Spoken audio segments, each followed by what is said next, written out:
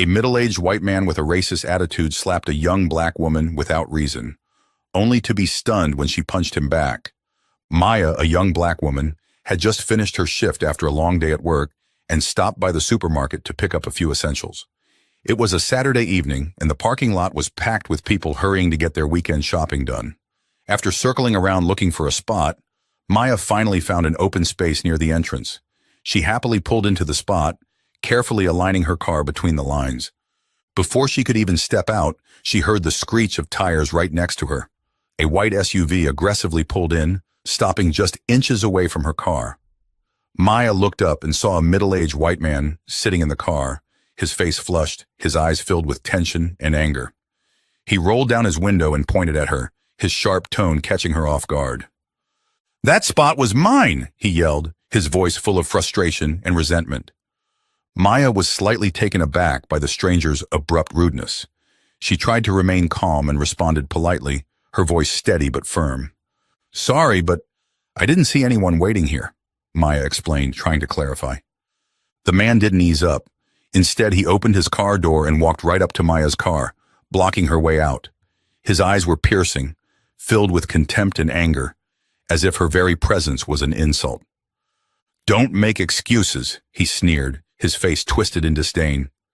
"You people are always like this, pretending not to see anything and doing whatever you want.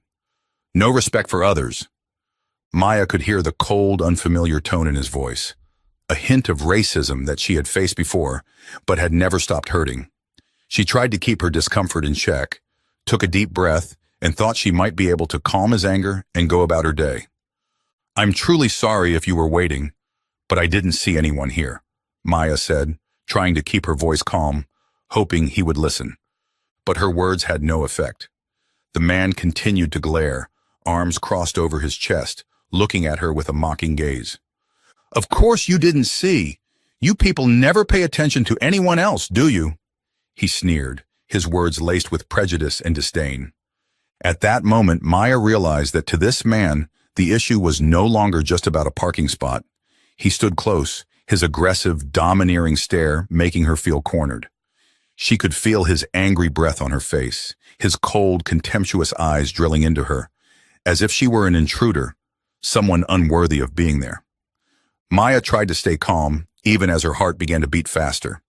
She had often encountered situations where strangers treated her as though she didn't belong in places they considered theirs.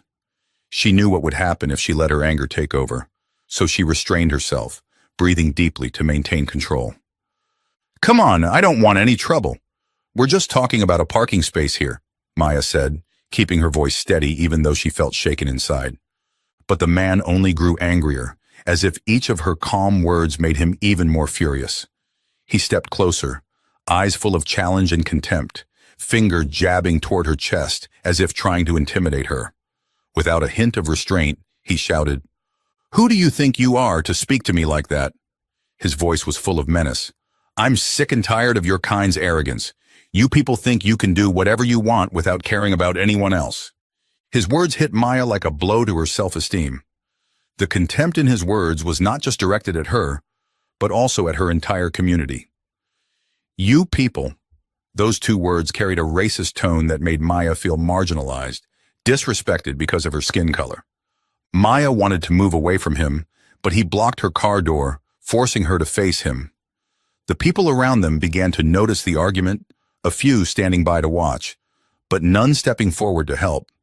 Maya looked around, feeling trapped under the gazes of the crowd and the intimidation of the man before her. She kept her voice composed, though turmoil brewed inside. "I'm really sorry if you've been waiting, but I didn't see any car waiting here," Maya said, hoping that another explanation might diffuse the tension. But her words didn't calm him down. Instead, he grew even more furious. His angry eyes burned with rage, and he spat out each word with a tone of sarcasm and hatred. "Of course you didn't see. You people never pay attention to others, do you?" At that moment, Maya realized that trying to explain was pointless. This man wasn't looking for an apology or an explanation. He just wanted to assert his power and make her feel small. Although her heart was racing in her chest, Maya told herself to stay calm and maintain the small distance left between them. She was about to turn and walk away to avoid unnecessary conflict, but just as she turned, a hard slap from the man struck her like lightning. The sudden, violent slap whipped her head to the side. Her cheeks stung, and the pain from the blow seared through her face. Dazed, she stood still for a few moments, trying to regain her balance. The man took a step back, looking at her with a smug expression, as if he had just performed an act of justice. He smirked, his eyes gleaming with open contempt. To him, she was just an inferior person who deserved a lesson. But for Maya, that slap was not only physically painful, but also deeply hurtful to her pride. She no longer felt fear. She felt nothing but insulted and angry. Without thinking further, Maya raised her hand and slapped him back. Not as hard, but enough to show him she wouldn't take it lying down. Her action was a warning, a response that made it clear she would not quietly endure this undeserved humiliation. Her slap was not meant for revenge, but was a natural reaction to having her pride trampled upon. The man was stunned, his eyes wide with surprise mixed with anger. He looked at her with horror as if he couldn't believe she had dared to fight back.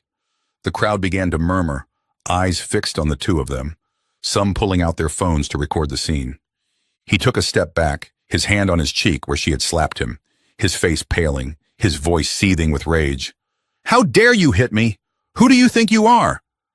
Maya stood there, her hand clenched to keep herself calm, even though she was boiling inside.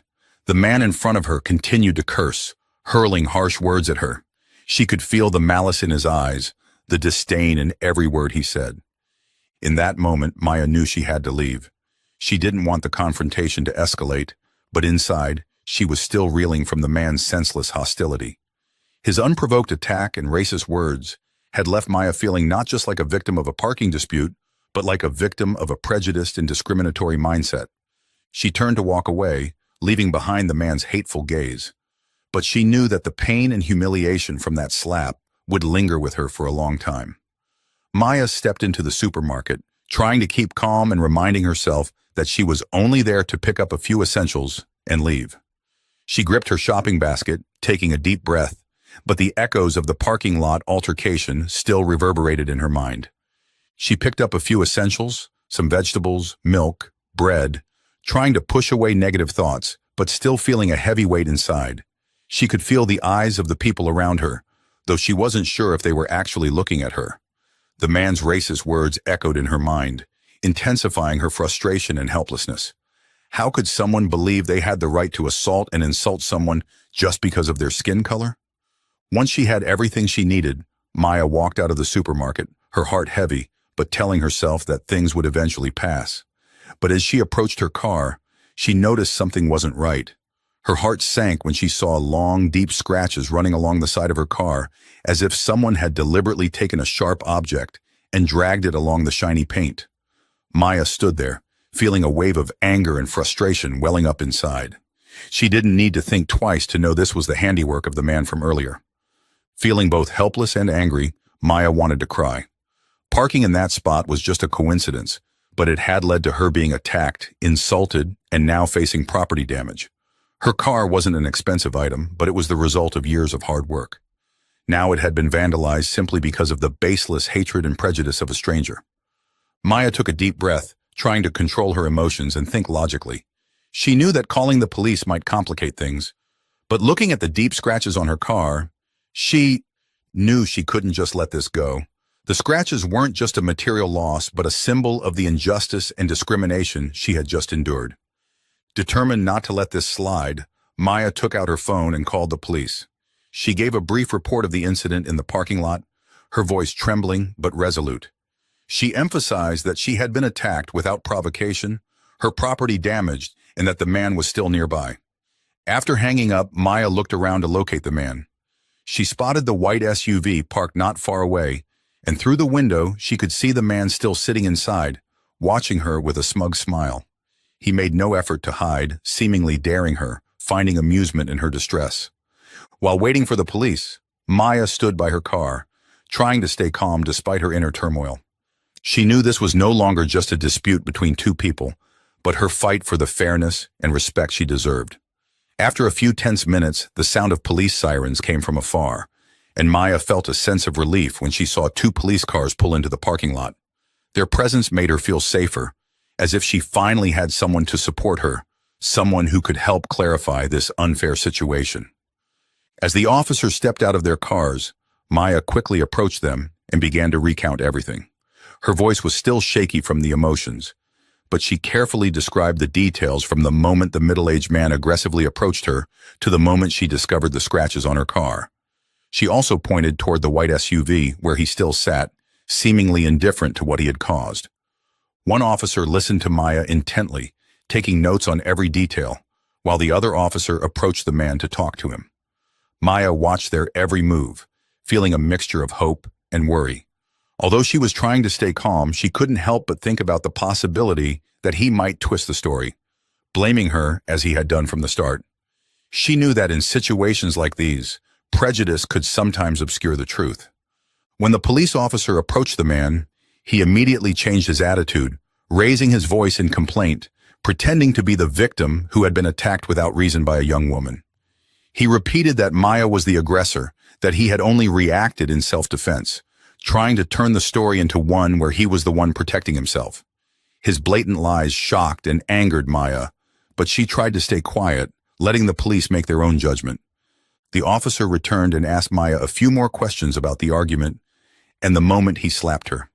Maya recounted everything clearly, explaining each event and carefully emphasizing that she had tried to walk away, but he wouldn't leave her alone.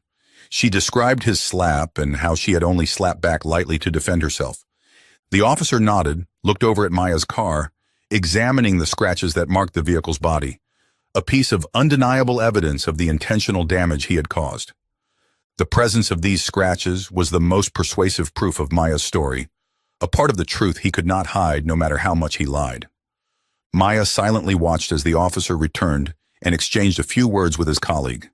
They lowered their voices, exchanged quick words, occasionally glancing at the man standing by his SUV. Finally, they walked up to him, and one of the officers gestured for him to turn around. Maya's anxiety began to lessen as she saw the police handcuff the man and lead him toward their car. The man yelled in protest, shouting at Maya with venomous words, insisting she would pay for this, that she couldn't get away with treating him this way. But the officers ignored him.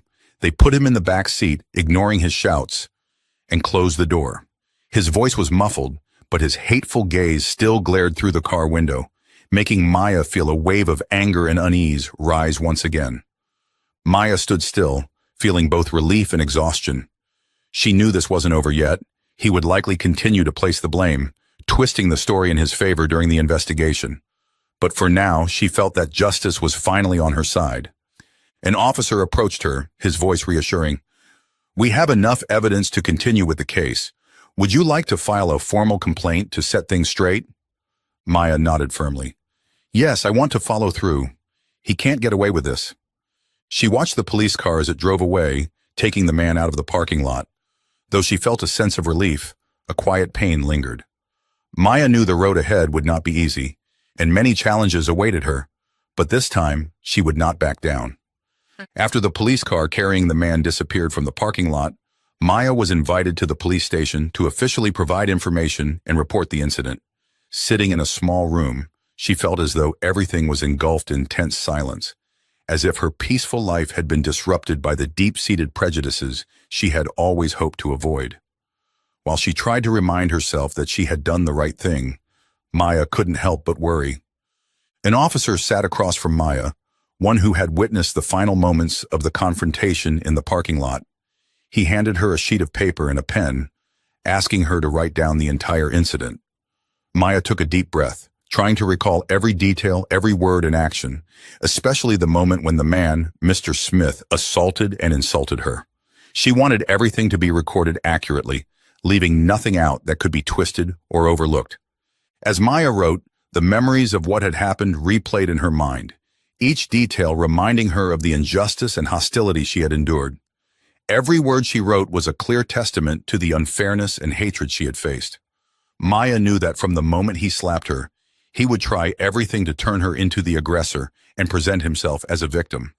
She even feared that prejudice and bias might distort the truth, but she was determined to bring the truth to light. When Maya finished her statement, The officer read it carefully, occasionally looking up to clarify a few details with her. He wanted to ensure every point was clear, as he knew the man would try every way to twist the facts. Maya recounted each event calmly, from his aggressive approach to her car, to his offensive words, the slap, and the scratches on her car. After hearing the entire story, the officer sat a bit closer, looking at her with empathy.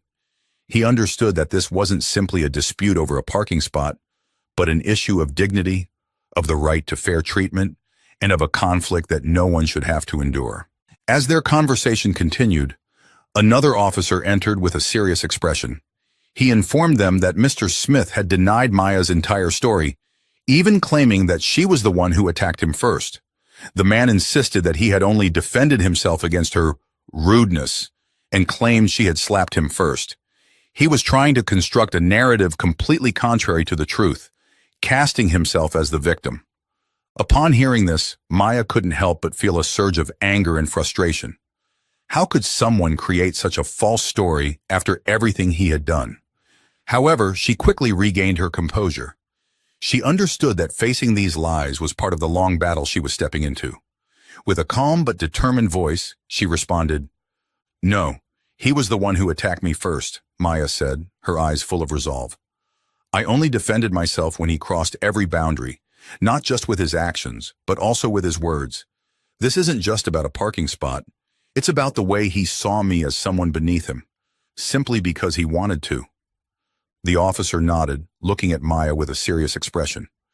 "We've examined the scratches on your car, and with what you've told us, we have enough grounds to take action against him for assault and property damage. However, to strengthen the evidence, we'll need to determine if there were any witnesses nearby. Do you remember if anyone saw what happened?" Maya tried to recall, picturing the people present in the parking lot at the time. She remembered a few people stopping to watch, but no one intervened. "I'm not sure if anyone recorded it," she said softly, "but there might be security cameras in the parking lot. If we can access them, I think there will be clear evidence." Hearing this, the officer agreed and mentioned that they would contact the supermarket management to check the security footage. "This might take a little time," he said, "but if there's evidence, it will be very useful to ensure the truth is revealed." The certainty in his voice brought Maya a sense of relief, though worry still lingered in her heart. She understood that, with or without evidence, Mr. Smith might still try to twist the story. His blatant lies were proof of that. But Maya reminded herself she couldn't give up. This was her chance to stand up for herself and prove the truth, and she would do everything she could to hold her ground. Before leaving the police station, the officer handed Maya a copy of her statement.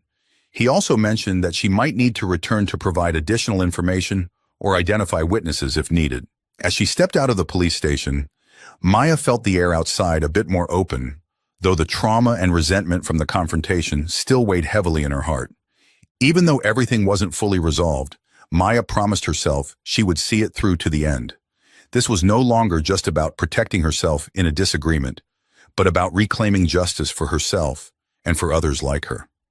This time, she wouldn't let prejudice and injustice force her to remain silent. This time, she was determined to fight, no matter how challenging the road ahead might be. A few days later, Maya received a call from the police, informing her they had gathered enough evidence to officially arrest Mr. Smith. The key piece of evidence was the security footage from the parking lot, capturing everything clearly, from the moment he approached her car aggressively to his verbal abuse, and, most notably, the moment he slapped Maya without any justifiable reason. The video also showed Maya standing calmly, trying not to engage, making it evident that she only slapped him back in self-defense. Upon hearing this from the police, Maya felt a wave of relief mixed with gratitude. The truth had been captured, and this time, she no longer had to endure the lies alone. Yet a lingering sense of worry stayed with her. She knew this was just the beginning, and Mr. Smith would likely try to fight back, painting himself as the victim, just as he had before. But this time, she would see it through to the end. The next morning, Maya was asked to come to the police station to complete the legal procedures. She walked into the reception area, where officers had prepared documents for the case. One officer, who had been assisting her since the start, approached her, explaining the next steps in detail. He also informed her that Mr. Smith would be taken into custody that day to formally confront the charges of assault and property damage. Not long after, Maya was invited to sit in a small meeting room to wait. As the minutes ticked by, her emotions were a mix of anxiety and determination. She reminded herself she was strong enough to face whatever challenges lay ahead. She had endured the shock, the unjust humiliation, and now she was going to defend her honor to the end. A few minutes later, Mr. Smith was escorted into the room by officers, his hands cuffed. Seeing him, Maya noticed that his eyes were still full of contempt and hostility. Despite his vulnerable position, he looked at her with defiance, his cold gaze blaming her entirely. As soon as he saw her, he began shouting, hurling insults. "You set me up, you liar!" Mr. Smith yelled, his face red and his eyes glaring. "You'll pay for this! Who do you think you are to do this to me?" Maya looked at him, calm and steady, unaffected by his hateful words. She said nothing, maintaining a direct gaze as if to say he no longer had any power to threaten her. Maya's composure seemed to enrage Mr. Smith even more. He struggled, loudly asserting that he was the victim and that Maya had orchestrated everything. However, the officers, well aware of the situation, didn't let him continue his harassment. One officer, standing beside Mr. Smith, instructed him to keep quiet, emphasizing that everything had been thoroughly investigated and that he would be held accountable for his actions. Confronted with the officer's firmness, Mr. Smith had no choice but to stay silent, though his eyes still burned with resentment and a stubborn refusal to accept the reality. Maya sat watching, and for the first time, she clearly saw the helplessness in his eyes. Before, Mr. Smith had always been confident he could escape any consequences, that he had the power to manipulate and twist the truth as he pleased. But now, the truth was undeniable. Maya felt a sense of justice taking shape as she saw his arrogance and invulnerability stripped away. At that moment, an officer entered the room to deliver the final decision. Mr. Smith would be temporarily detained, awaiting his preliminary hearing. Hearing this decision, he yelled even louder, threatening to sue Maya and drag her down, ensuring she would pay. But this time, his threats were weak and held no weight. Maya remained seated, watching him as if looking at a stranger. The officers led him out, leaving Maya sitting alone with a sense of peace and resolve. An officer approached her, handing her a business card and advising her to reach out any time if she needed further assistance during the legal process. He also encouraged her to take the case to court to ensure justice was served. "We will do everything we can to protect you and the truth," the officer said calmly, his eyes reflecting deep empathy. "Thank you," Maya replied firmly. "I'll see this case through to the end." As she stepped out of the police station, Maya felt the outdoor air refreshing, as though she had just weathered a great storm. She felt a lightness within her, as if she had set down a burden she had carried for so long. Yet her mind still dwelled on the challenges ahead. Maya knew that this journey wasn't entirely over. There would be further steps, legal procedures, and confrontations with Mr. Smith at trial. She also understood that Mr. Smith, with his hostility and arrogance, wouldn't back down easily.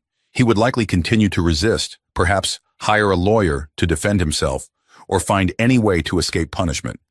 But for Maya this time, she had made a clear decision. She wouldn't let anyone intimidate her or force her into silence. This was no longer just a personal dispute, but a stand for self-respect, for the right to live equally and justly.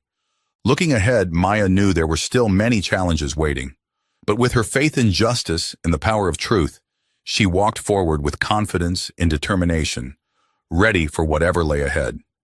Several weeks later, Maya received a notice about Mr. Smith's trial.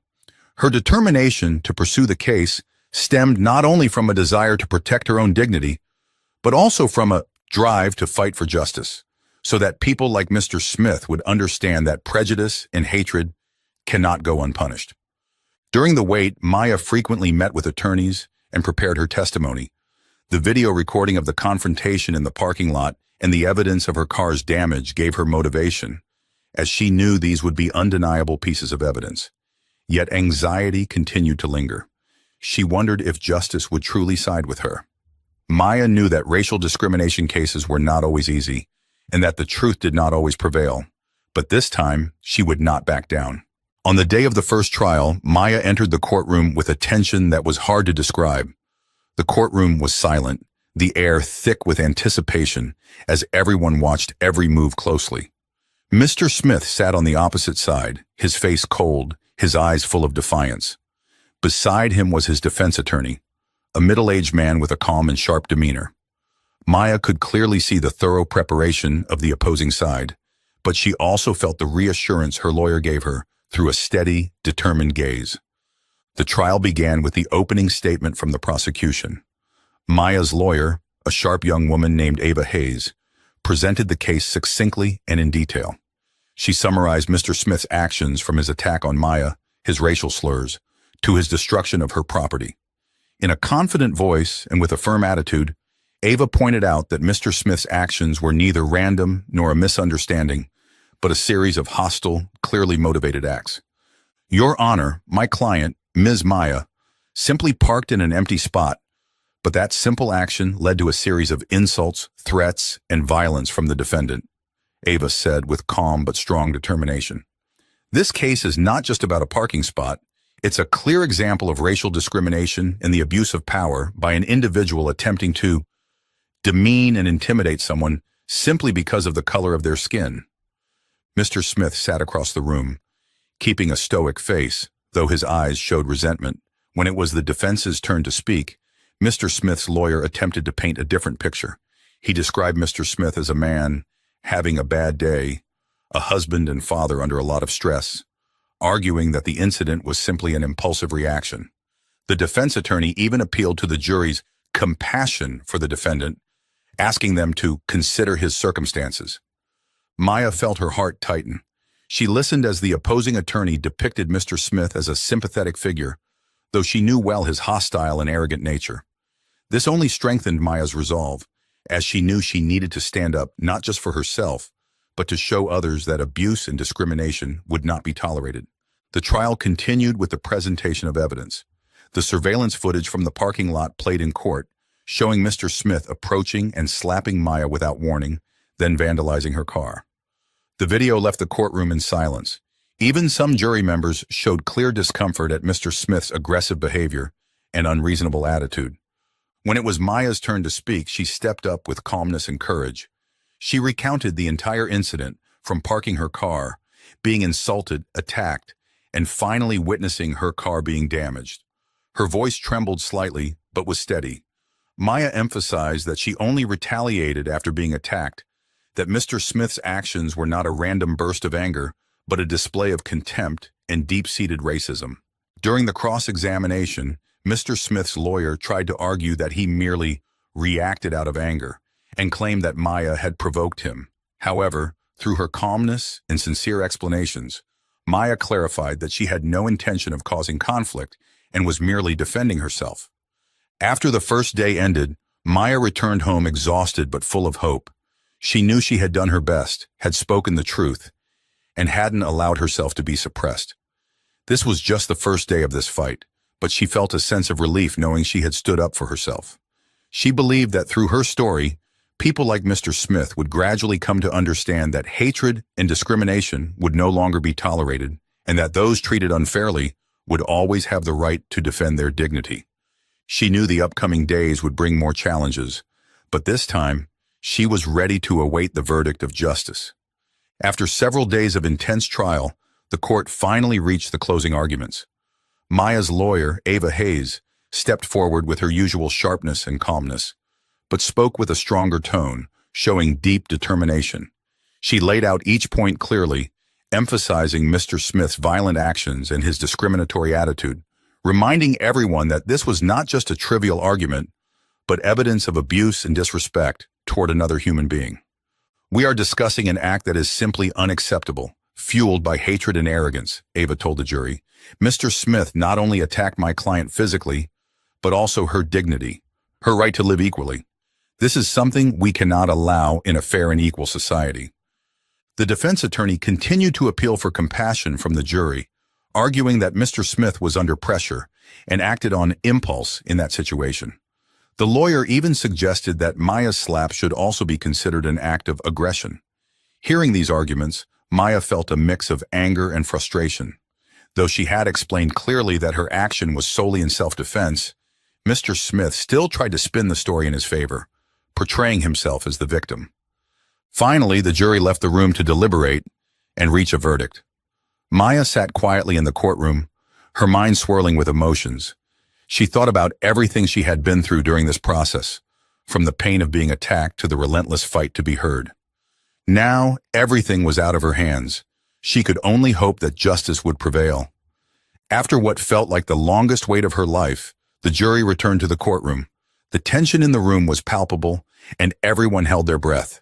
When the jury declared Mr. Smith guilty on the charges of assault and property damage, Maya could hardly believe her ears. Relief and a sense of liberation flooded her heart. Justice had been served, and she was protected. Mr. Smith sat in shock, his face darkening. He appeared unable to believe the verdict, but this time he could no longer threaten or deny. He had been convicted, meaning his actions would have consequences. As the trial concluded, Maya stood up, feeling as though she had shed a tremendous weight that had pressed down on her shoulders for so long. She didn't feel the joy or satisfaction she once imagined, but rather a sense of emptiness mixed with sadness. She realized that although she had won a legal victory, the wounds Mr. Smith had inflicted wouldn't heal easily. The prejudice and hatred he displayed couldn't be erased with a single sentence. Leaving the courthouse, Maya paused on the steps, feeling the sunlight and a gentle breeze. She knew she had done everything she could, yet couldn't shake the feeling that this battle was far from over. Racism, unfounded prejudice, and people like Mr. Smith might still exist, spreading hatred to others. She understood that the fight for justice and compassion would always need courageous people to stand up, not just for themselves but for others.